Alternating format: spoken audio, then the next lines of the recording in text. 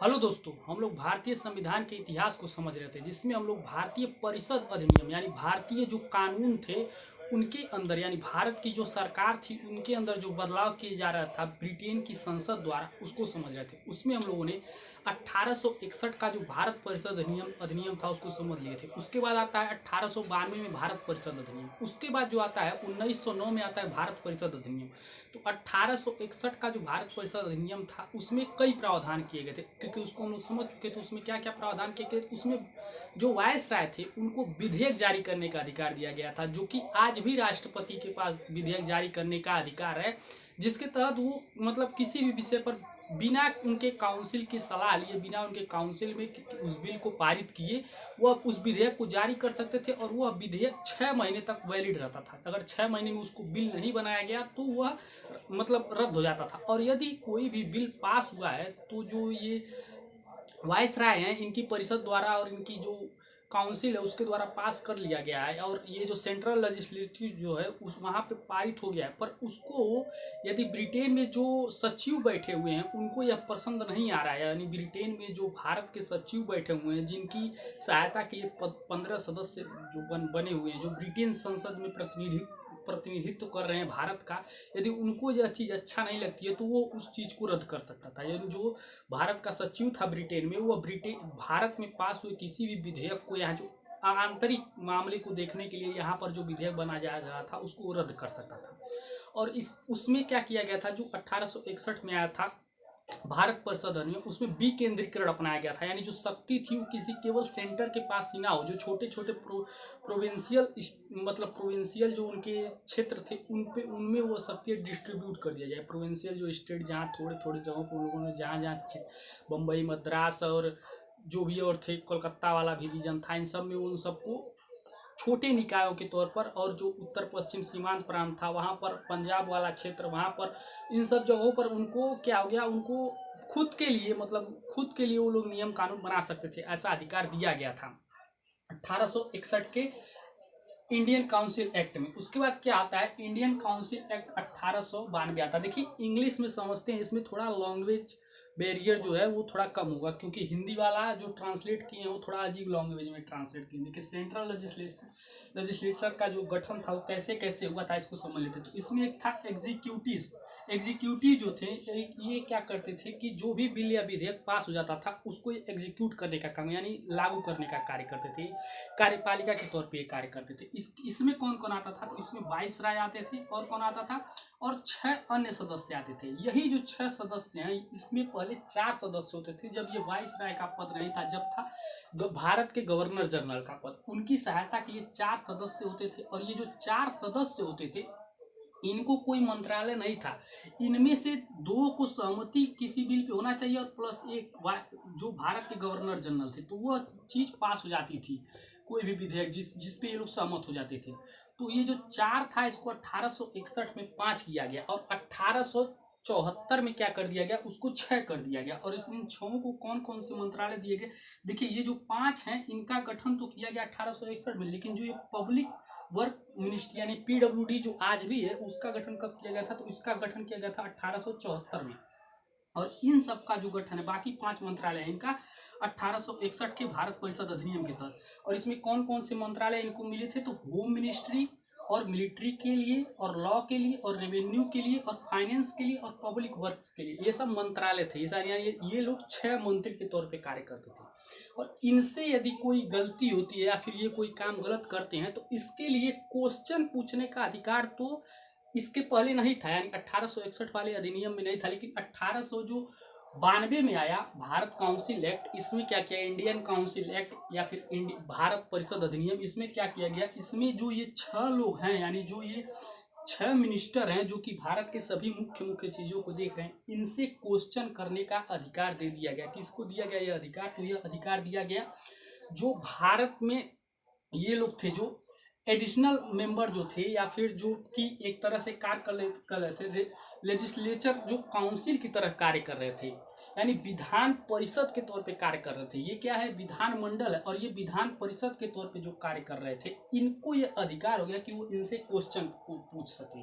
मतलब इनसे क्वेश्चन पूछे, लेकिन क्वेश्चन पूछने से 6 दिन पहले उनको क्या करना होता था, इनको सूचित करना होता था। यानी ये जो 10 से 16 जिनकी संख्या होती थी, यह लोग जो विधि बनाते थे, उनको जो विधि एग्जीक्यूट करते थे, उनसे क्वेश्चन पूछने का अधिकार दे दिया गया। कब दिया गया? यह 1892 में। लेकिन इसमें एक दुविधा यह थी कि यह क्वेश्चन तो ये लोग पूछ सकते थे इनसे, लेकिन ये जवाब देंगे कि नहीं देंगे ये इनके ऊपर था। इनका मन नहीं कर रहा है किसी चीज़ पे जवाब देने का, तो ये जवाब नहीं दे सकते हैं। या फिर ये जो जवाब दे देंगे उसी क्वेश्चन को उनको मानना होगा, वो सही है गलत है इस पर कुछ वो क्वेश्चन दोबारा क्रॉस क्वेश्चन नहीं कर सकते थे ये जो लोग थे।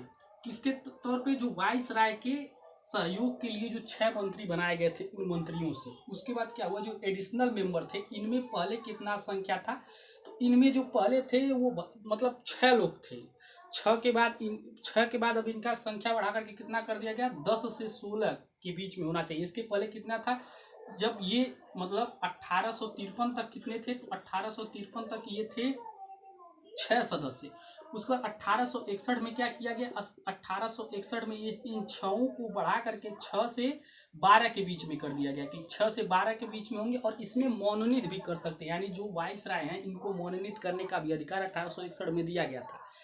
पर अब इसमें क्या किया गया कि इन मेंबरों को, क्योंकि 1885 में कांग्रेस का गठन हो गया, तो कांग्रेस बहुत से मांग करने लगी कि हमको चुनाव चाहिए, हमको जिस तरह से इंग्लैंड में चुनाव होता है उसी तरह से यहाँ पर भी चुनाव कराइए, हमारी जो जनता को जो पसंद होगा वही लोग उन जनता के ऊपर शासन करने के लिए विधि बनाएंगे। लेकिन अंग्रेजों ने इसमें डायरेक्ट चुनाव ना करके अप्रत्यक्ष चुनाव का प्रावधान किया। अप्रत्यक्ष चुनाव मतलब रिकमेंड, जो छोटी बॉडीज थी, जो मतलब छोटे छोटे जो के मतलब जिला लेवल पे जो परिषद काम कर रही थी और फिर जो स्टेट लेवल पे परिषद काम कर रही थी, उन परिषदों से लोग अप्रत्यक्ष रूप से जो वहाँ पे काम कर रहे हैं वो लोग अपने में से किसी को चुन करके भेज देते थे कि आप जाइए। रिकमेंडेड कौन करता था, तो बॉडीज लाइक कौन सी, प्रोविंशियल काउंसिल यानी जो प्रांतीय विधान परिषद था, उसके बाद यूनिवर्सिटी जो थी वहाँ से कोई आ सकता था, म्यूनसिपालिटी जो थी उनसे आ सकता था, और डिस्ट्रिक्ट बॉडी से कोई आ सकता था, यानी जो डिस्ट्रिक्ट पे जो परिषद होती थी वहाँ से कोई आ सकता था। और नो डायरेक्ट इलेक्शन, कोई डायरेक्ट चुनाव नहीं होता था कि जनता उनको चुन करके वहाँ पे भेजेगी, ये इनडायरेक्ट चुनाव था। और इसमें बंगाल जो था, बंगाल में 20 मतलब ये बंगाल जो था, बंगाल में भी एक प्रशासन का ढांचा था, तो बंगाल में जो प्रशासनिक ढांचा था उसमें कितने लोग थे, तो उसमें 20, उसका जो विधान परिषद था उसमें कितने कितने परिषद सदस्य थे, तो 20, और बॉम्बे में 8, और मद्रास में भी 20 लोग थे। और देखिए इनमें जो था, ये जो लोग थे, ये जो परिषद गठित हुई जिसमें 10 से 16 लोगों को किया गया 1892 में, इनके पास एक और अधिकार दिया गया कि यह जो थे वो फाइनेंशियल जो बिल होता था, उस पर जो फाइनेंस बिल होता था उस पर ये लोग क्वेश्चन कर सकते थे, उस पर बहस कर सकते थे। उस पर बहस करने के लिए कि उनका पैसा किन किन क्षेत्रों में लगाया जाए, भारत का जो रेवेन्यू है वो किन किन क्षेत्रों में डिस्ट्रीब्यूट किया जाए, किसको कितना पैसा दिया, ये सब बहस करने का इनको अधिकार दे दिया गया कि बहस करिए। पर इनको वोटिंग का अधिकार नहीं था कि आप वोट भी डालिएगा, वोट डालने का कोई अधिकार नहीं था। तो यही इसमें मुख्य प्रावधान था। तो एक बार फिर से समझते हैं। देखिए ये हुआ इंडियन काउंसिल एक्ट 1892। इसमें क्या किया गया, इसमें क्या किया, एग्जीक्यूटिव और एडिशनल जो मेंबर थे उनको कुछ अधिकार दिए गए। तो जो एग्जीक्यूटिव्स थे इनको क्या किया गया, इनके थोड़े अधिकार को कम किया गया, इनके अधिकार को थोड़े कम करके इनको दिया गया। इनका अधिकार यह था कि ये इसके पहले मतलब बिना नाथे घोड़े की तरह थे, इसके बाद इनको नथने का काम किया गया कि मतलब थोड़ा बहुत ही बस हुए कि, लेकिन कुछ तो प्रेशर आया होगा, क्योंकि इन सब के ऊपर भी क्या किया जा सकता था, इन सब के ऊपर मुकदमे किए जा सकते थे। यदि ये लोग इनसे जो ये 10-15 लोग थे, वो लोग इनसे 10 से 16 लोग थे, जिन मतलब मिनिमम ये जो 10 संख्या ये मिनिमम और मैक्सिमम कितना है, 16 है। मिनिमम 10 लोग और मैक्सिमम 16 लोग। लेकिन इसमें भी क्या किए थे अंग्रेज, खिलवाड़ ये किए थे कि जो ये 10 से 16 उसमें केवल 5 ही इंडियन हो सकते थे, बाकी इसमें सरकारी, इनके जो सरकारी कर्मचारी थे वो उन्हीं को ये चयन करते थे। और इनका जो ये मतलब ये जो थे, इनको ये अधिकार था कि ये अपने ऊपर, इनके ऊपर भी मुकदमा हो सकता था, ये इनके ऊपर भी मुकदमा कर सकते थे। और यदि इनको नहीं कोई चीज़ पसंद आई, यदि इनकी कोई जवाब इनको पसंद नहीं आया तो ये उनसे क्रॉस क्वेश्चन तो नहीं कर सकते, लेकिन यदि उनको नहीं पसंद आ रहा है तो ये ब्रिटेन में या फिर इंडिया में इनके ऊपर मुकदमा कर सकते हैं कि ये गलत काम कर सकते थे। तो इस डर से इनके अंदर एक डर तो था, इसलिए इनकी जवाबदेही यह एक तौर से तय करने का प्रयास किया गया। लेकिन ये बाध्य नहीं थे कि ये आंसर देंगे। यदि मान लीजिए कोई कठिन क्वेश्चन या फिर कोई ऐसा क्वेश्चन पूछ लिए जिसमें वो फंस सकते हैं तो उसका जवाब ही नहीं देते थे, उसको सुरक्षित रख लेते थे, तो ये सीधे सीधे बच जाते थे इसमें। लेकिन अगर जवाब दे रहे हैं, कुछ घुमा फिरा रहे हैं, तो इनके ऊपर मुकदमा भी कर सकते थे, ऐसा प्रावधान।